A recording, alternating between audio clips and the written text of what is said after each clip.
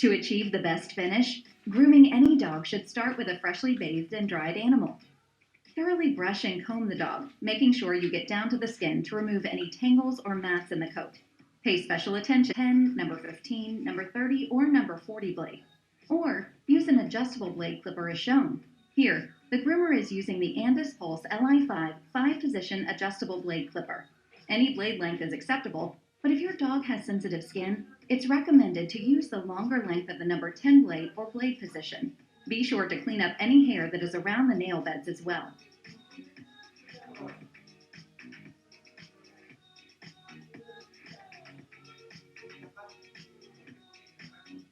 Next, trim excess hair from the sanitary area. Clip the belly and genital areas with a number 10 blade or number 10 blade position. For easy access, lift each back leg, or on smaller dogs, lift both front legs. When clipping the rear, only clip the hair around the rectum. Avoid taking the clipper over the skin to prevent irritation. Always make sure to disinfect your blade after clipping the sanitary area before clipping anywhere else. Spray the blade with Andis Cool Care Plus to cool and disinfect. Wipe off excess with a towel. Continue prep work by trimming the nails. If desired, engage the safety stop to avoid cutting the quick. For very long nails, cut them weakly and the quick will recede with time. Follow up with a nail grinder like the Andis cordless nail grinder shown here to remove any sharp edges. 6 different power speeds provide ultimate control for large or small dogs.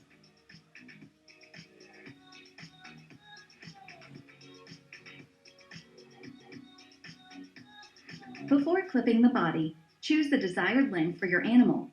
Here we're using the Andis Pro Animal detachable blade clipper with number 10 blade and size A attachment comb for 1/2 inch length. Brush the coat up and out along the top line of the dog. Then clip with a grain from the neck towards the base of the tail.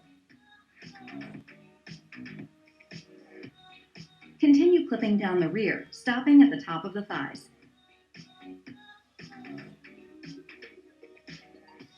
Continue clipping the rest of the body. Angle the clipper down the sides, going with the grain.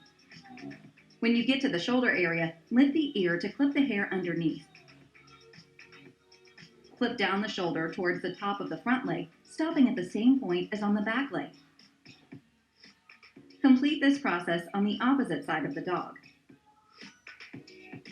To clip the rear, hold the tail out of the way to prevent accidental clipping of the tail hair. Clip with the grain, stopping at the same point on the leg as before. For the front chest, lift the head up and start clipping under the chin. Follow through down to the top of the front leg and skim off to where you previously stopped before on the legs. Blend into the previously clipped area on either shoulder.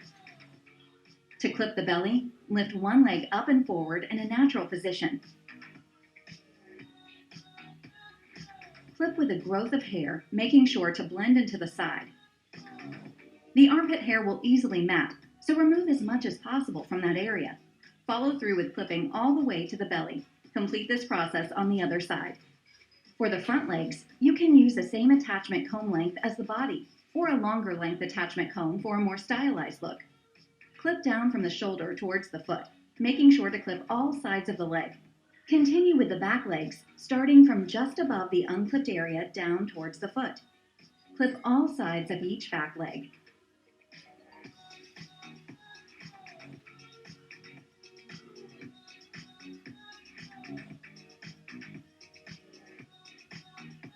For clipping the head, you can use the same attachment comb length as you did on the body or choose a longer length.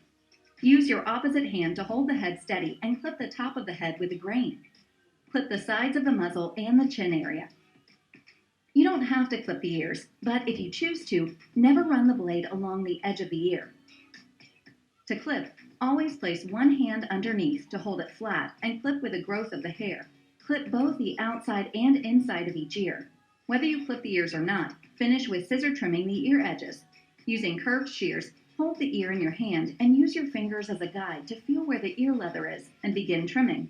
Clean any stray hairs and repeat on the other ear.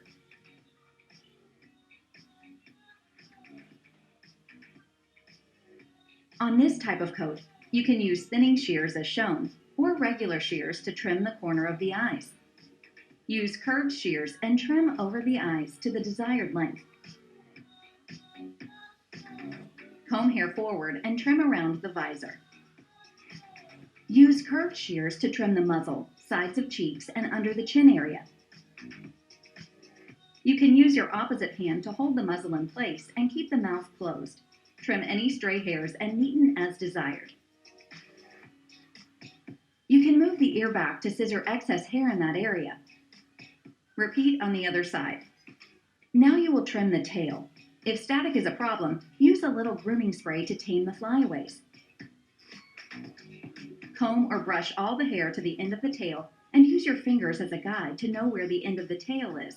Trim off to the desired length with curved shears. Hold the tail away from the body and comb all the hair down. Trim into desired shape, such as this rounded look. Be sure to comb out both sides of the tail for a neat and even appearance.